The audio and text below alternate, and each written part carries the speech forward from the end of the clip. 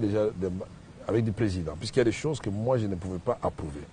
Mais la goutte qui a fait déborder le vase, c'était l'autorisation de l'entrée des troupes rwandaises sur le territoire congolais pour faire la paix.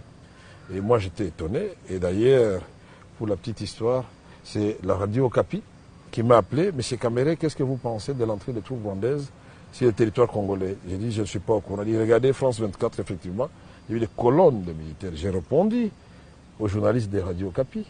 Je lui ai dit... Ma réaction d'abord, c'est l'étonnement. Je n'ai jamais été informé de quoi que ce soit sur l'entrée éventuelle des troupes rwandaises sur le territoire congolais. Au terme de notre constitution, toute intervention armée extérieure sur le territoire congolais doit requérir l'avis, l'autorisation de l'Assemblée nationale. Surtout qu'il s'agit d'un pays qui nous avait agressés. De les stigmates de la guerre, de l'agression étaient encore là. C'est mon fief, moi je suis dit Kivu, président de l'Assemblée nationale, mais je viens de quelque part. Mais comment puis-je accepter que les gens entrent sans prendre les précautions, tout en sachant que les gens peuvent se régler des comptes et ce sont les Congolais qui vont mourir?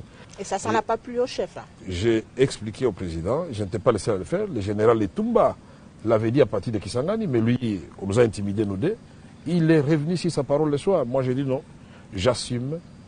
Et le président m'a dit, bon, si vous assumez, alors nous travaillerons pour l'instant, je suis d'accord. Il dit, vous démissionnez tous, je dis non. Vous devez attendre la rentrée parlementaire. Puis c'était exactement le 19 janvier 2009.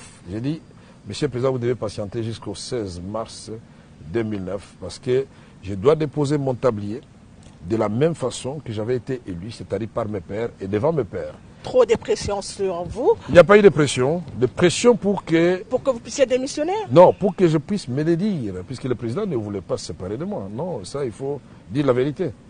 Mais moi, j'ai gardé mes convictions, je les ai assumées. Je savais que j'allais devenir chômeur.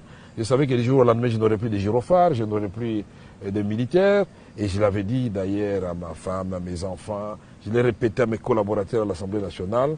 Quand vous êtes élu et promis à des hautes fonctions, il faut préparer déjà le départ puisque vous allez redevenir un citoyen normal. Et donc voilà, finalement,